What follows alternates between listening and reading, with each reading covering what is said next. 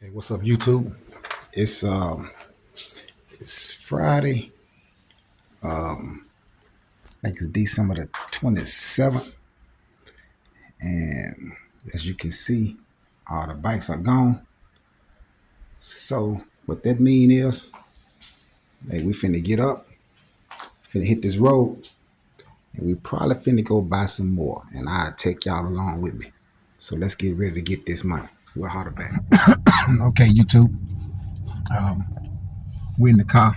Right now I stopped to get some gas. And this is probably the most, that reminds me, I really need to do a video on the true cost of living outside of Accra. You know what I'm saying? I'm talking about, I need to do some like real facts on how it is, what you really pay, how much, because I think from talking to my people from, they're still in America, it's a big misconception of how expensive it is to live in Ghana. So, well, on the continent, period, in a lot of people's mind. So, but to me right now, the reason I got on here now, because the most expensive thing that you're going to probably end up doing is this right here. Let's get gas. Petrol is what they call it. I still say gas. They say petrol. But, yeah, that's going to probably be your most expensive thing. But the real cost of living is not it's not expensive at all. I mean, I'm gonna pull out paperwork though. So when I get ready to do this video, I might put on the end of this video, I don't know, but I'm gonna show you real paperwork. That's what I'm gonna try to do, so y'all can see that the cost of living is all about how you try to live once you get here. It's not like the cost of living is high. It all depends on you and what you do. But yeah, we'll get back to that later on. I'm about to finna go meet my homeboy John, and I'll introduce y'all to him too today. So we'll holler back. All right, YouTube.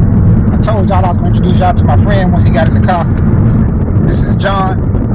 John, tell him about yourself, John. Okay, YouTube, all the followers of Derek, right? Yeah. It's a pleasure to see you. Thank God. It's been good so far. My name is John. Like Derek said, actually, I'm John, and I've been around here for the past 30 years. I've traveled to a few African countries, and then I saw that all African countries are not the same. So it made me actually appreciate Ghana much more. Let's go straight. So I'm basically happy to know that my brother here, Derek, is real and happy to be in the motherland. Yes. Yeah, and that's what I like about the fact that he has chosen to leave everything behind and be here. And I like that. And we will do a lot of big things. Oh, Derek? That's right. Yeah. So, and y'all, just for y'all to know, John contacted me, man, like the first month we got here, through YouTube, and man, we've been friends ever since. I mean, that's been almost it's been a year now since I've been here over a year or so. Exactly. But yeah, he contacted me through YouTube, and we always kept in touch. We always talk, and we always, here lately we've been spending more time. We'll get to the answer later. So okay, just let me know. Okay. All right. So, but I'm gonna let y'all. Me and John gonna have some more conversation in a little while. But right now I gotta kind of like keep control, see where I'm going. Exactly. And he trying to show me where I'm going. So we'll holler back at y'all. All right. Okay, y'all, that's the bike. This is a 150, pretty big bike, and it's like 15,000 Ghana cedis. These are like 12, and these right here around 11.5 and then 11. So, but for me, 11 is much smoother ride than the other ones. So that's what we're doing. That's where we at. So we'll be getting 4 more of these right here. Getting 4 more of these. All right, we'll holler back. So John, we just left the motorcycle shop. We got 4 more motorcycles on the way. But I just want you to I want to talk about something that's not motorcycles right now. We'll get to that. I want to know, as a Ghanaian, you a true Ghanaian. Yeah. How do you feel? I'll take this for me. How do you feel about us, so-called, whatever? They got a lot of names for us. Exactly. Black American, African American, Negro. They got a whole lot of name types for us. Yes. So, as a Ghanaian, true Ghanaian, how do you feel about us trying to come back? See, a lot of people don't know the history. You know, and a lot of and there's a lot of people here don't know the history. Yeah. But we know. We learning and waking up and realizing where we come from. Or, you know, not America. So how do you feel about people, you know, waking up and trying to come back to the continent to find their heritage, their ancestry and stuff like that, as a true Ghanaian? Yeah. Okay. So this is what it is. I think way back from history. I mean, before. I mean, I want to put it in a better way for you. Not necessarily a better way, but this is what it is. However you think about it or you say it, every black person in the state has a connection, a heritage here on the motherland. Yeah. Because that's just about it. It's just facts. It's just facts. Yeah. So facts. now, I've been here all my life, and this is what I know. I think very early enough, I was introduced to Panafest. I think in the 90s, there used to be African Americans coming to participate in the Panafest. That is Pan-African. I think that's about the same time where the era of a lot of Africans, African Americans were trying to get connected to their roots, as in understand what Africa is all about. So Marcus Garvey, the history is there to be studied. So my point is that we have been connected way back before you know it. So for me as a Ghanaian, I have the understanding that we are connected, not just because of our color, but intuitively we are connected. So there is the theory that we don't like African Americans. I think that is an erroneous statement. It is not absolutely true, because some people would think that you speak a different accent, you have different accents, so therefore you are a foreigner. But then, this way.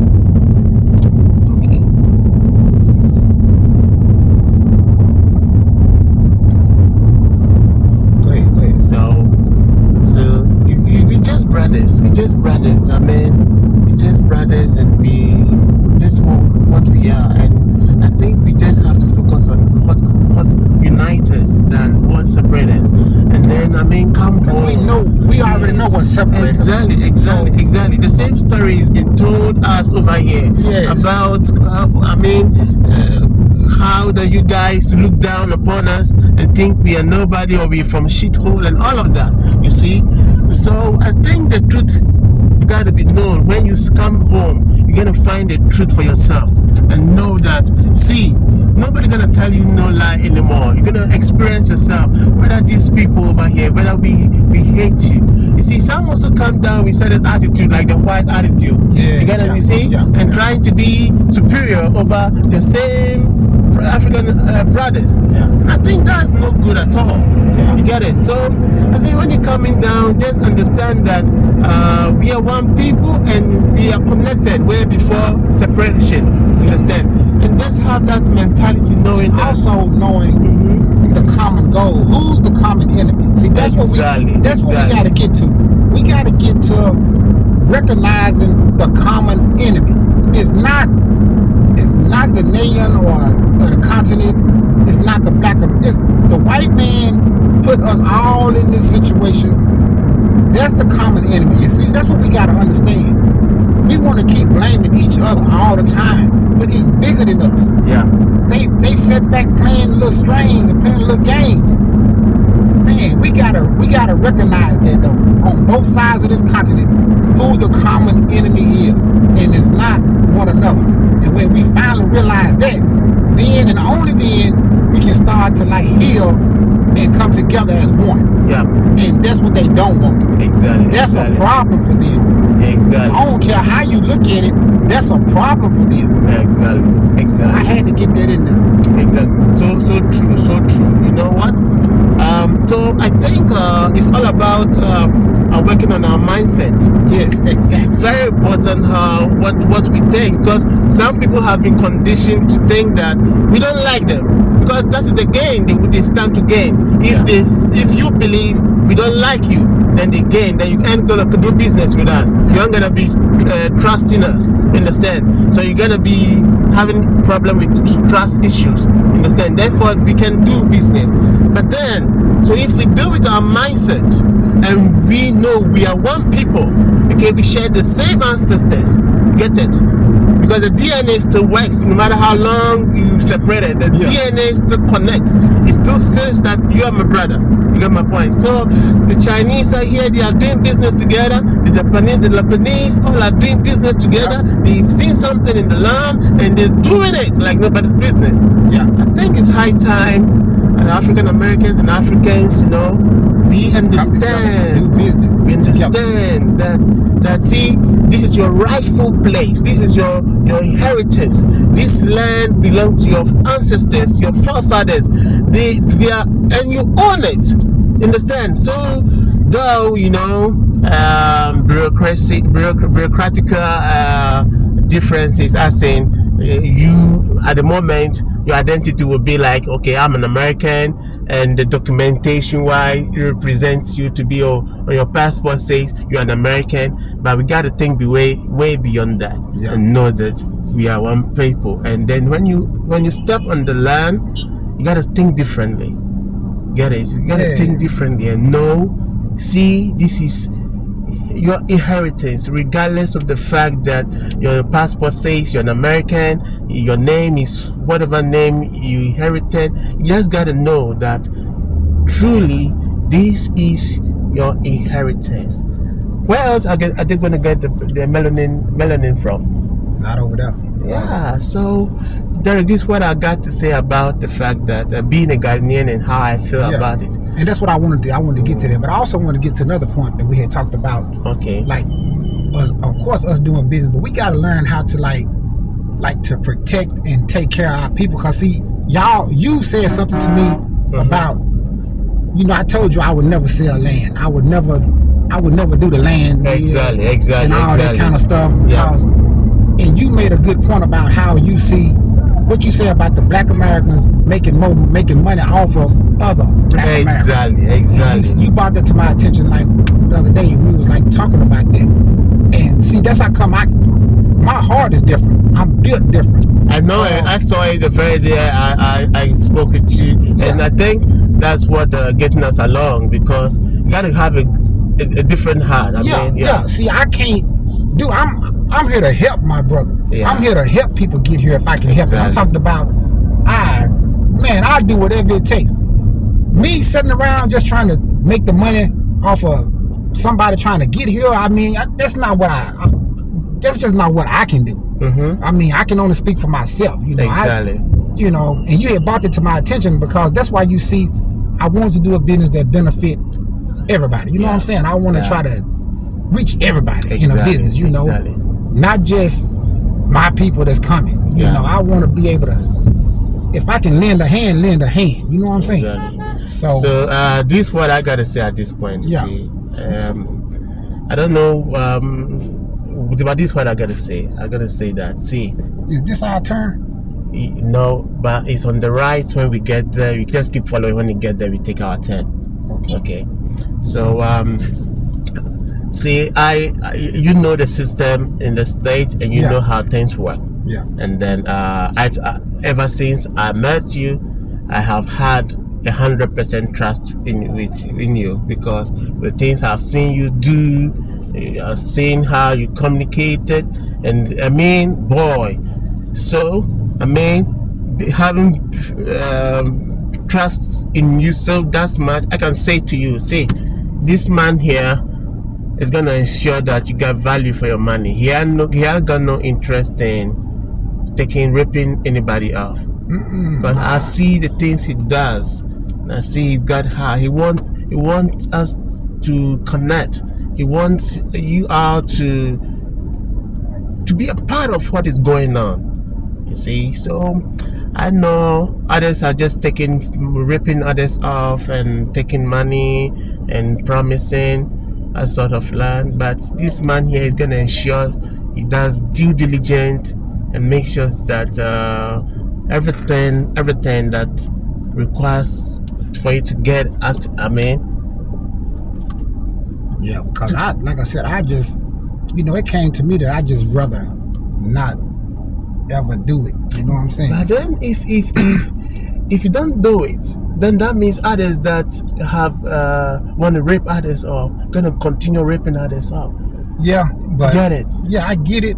But I mean, at this point, I just don't want to like be the person that's like. I feel like, okay, it's just like a person. Let's say somebody just needs some information. Okay. A person can just call me and say, "Hey, man," and I get this all the time. "Hey, what does it take? What do you what you have to do? What this and that?" Man, I might stay on the phone for a long time with somebody, but I'm not getting paid for that. That's just me doing. Exactly. I'm not charging nobody. You said keep straight. Yeah, then we're gonna take this stand here. So you gotta go. Oh, John. So you still can get it.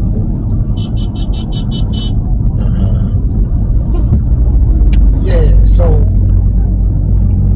but I noticed, man. I see a lot of stuff. I hear a lot of stuff, but. Man, it is. But what can you say what can you say so far? What can you say that do you think hope is lost actually for those who wanna make any form of investment or do business? No. Hope is not lost. I just think you need to I think everybody should try to get here. Yeah. You know what I'm saying? Yeah. And that's how come I'm going to do a video later on about the true cost of living. Exactly. Because it's a big misconception that it takes so much money. You gotta have all this money to come and live on this continent. Well, I can only speak for Ghana. Exactly. And I'm going to show facts. I'm going to pull out some documents and show people that it's not that expensive. It's all about your mindset. Exactly. Now, if you come here, if you got to live in a high rise in a car and then you're gonna spend that money. Exactly. But you can live outside of a car for a limited amount of money, and it don't cost all that. Exactly. So I'm saying, come here, learn the system. Exactly. Then you take some time, and then you start building and buying and stuff. Once you learn everything, know the system. It's a system here. Yeah. And the system needs. And look, the system needs some work. Exactly. I'll be the first one to tell anybody that the buying land here, it needs to be fixed. It's not right. So somebody got to figure that out in the long run. But until that happens, man, you got to be here for yourself trying to get this stuff done. Exactly. Honestly, that's just my opinion. Exactly. So, but that's what I feel about it. So now it's not a loss. You just need to come and figure it out, man. It's gonna be hard to figure something out while you sitting in America and you trying to get stuff done in Ghana. Yeah. No way. That ain't right. You ain't gonna know what you're paying for and what is getting done. Yeah, you don't really know. So you gotta come here and see for yourself how things are going. I mean, whether the land you buy, get a title deal, this, that's the denture and all of that. And as a matter of fact, buying a land here, it actually takes a lot of process. You got to have take a lot of process, and one needs to be patient. You understand? So it means that whilst being patient, you got to do due diligence. It takes time. So if somebody offering you a land and says everything is okay and gives you no, you got to be around and go through the process and make sure that everything you got to do is actually done. Yeah. Before then, you can say you actually and tell you what, most of the lands in Accra are sort of. You get that? Yeah, so you're gonna get a land, then somebody's actually owing it already. So maybe you're gonna buy that land in a very, very expensive in Accra. But when you get to outside Accra, somewhere like Pokwase, in Sawam, Pram, outside, let's say a bit of even Cape Coast these days. I like Pram. Yeah, I really like Pram. Oh wow, yeah. I really do. I like Pram because of the beach. Plus, it's not so crowded. Like, you know, if I ever decide to like slow down, yeah, that's why I would like to be. Okay, that's fine. That's fine. You're not too far away from town. Yeah, you can get to Accra in a timely fashion. Exactly. And like I said, the beaches and stuff, that's good too. Mm-hmm. It's not really crowded. What I like about it, you know, like somebody like me that like to ride bikes and stuff like that, motorcycles. It's a lot of road down that you can just get out and get on without being like I would never ride my bike through Accra. Okay. It's just too many cars. It's too crowded. Exactly. It's just not for me.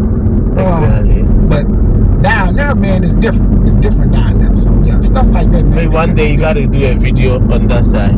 Yeah, I think I have. I got some videos on there of me and Vanessa going to Pram. Okay. You know, we just stayed down there not too long ago. Okay.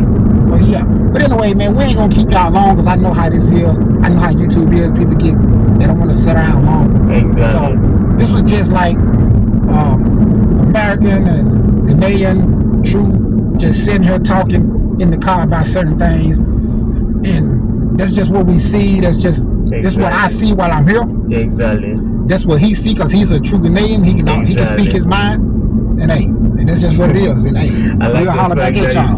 Peace. Okay, y'all. Now we got two Ghanaians. I ain't one Ghanaian, one American guy. Now we sitting down breaking bread. We had a good conversation, and now we finna get you some of this good food. See what I'm saying? That's what it's all about. You're invited. You're welcome. We'll holler back. Okay, YouTube, I'm back in the car by myself. We just got through eating.